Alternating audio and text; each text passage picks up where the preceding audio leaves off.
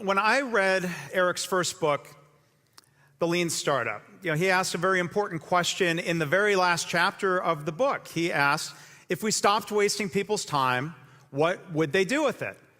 So we can also think as leaders, what can we do to stop wasting our time and stop wasting the time of the people who work for us?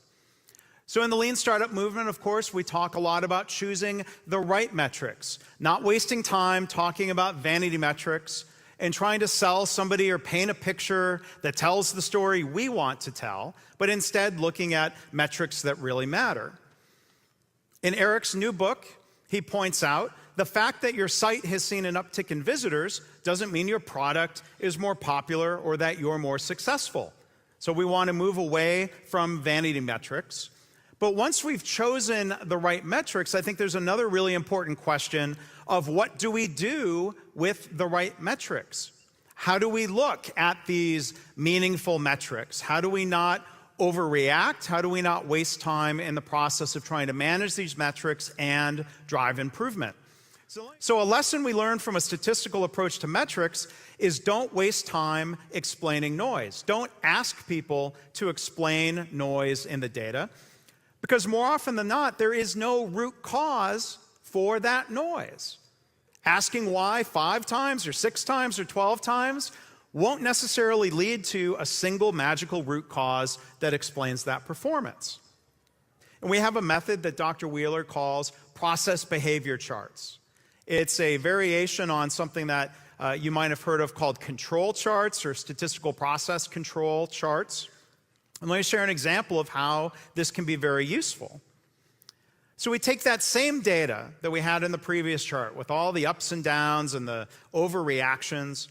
Now we have our goal, but one thing we're going to do is calculate an average off of some baseline data. This average performance may or may not be near our goal, but what we're looking for is to answer the question, is the performance of this system stable and predictable? So we calculate 2 other very helpful lines called process behavior limits at an upper and a lower bound. Now again, these are calculated.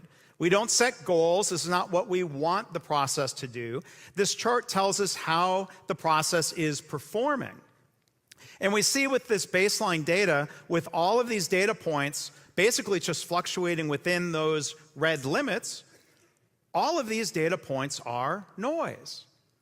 Any time spent asking, why did we have a bad day? Why was there a good day? Is more than likely a waste of time, and it distracts people from the effort we might put into actually improving performance, better understanding our system instead of just being really reactive. So let's take a look at how this chart might be used over time. We have our baseline data. We've established these upper and lower limits. We would predict that any future data points are likely to fall within these boundaries unless something has changed. So let's say we come back and we see on our next day, we've got a single data point below that calculated lower limit. This is one example of a signal. Statistically meaningful difference in the data that would trigger us to ask why. The fact that that single data point is outside of those control limits or those behavior limits tells us that there is likely a signal that's worth investigating. And there are a number of rules and heuristics that we can use to evaluate if it's just noise or if there's signal, one of those rules being above or below those lines. So we learn there might be a root cause for a signal. So Eric answered the question pretty well a couple paragraphs earlier in the chapter.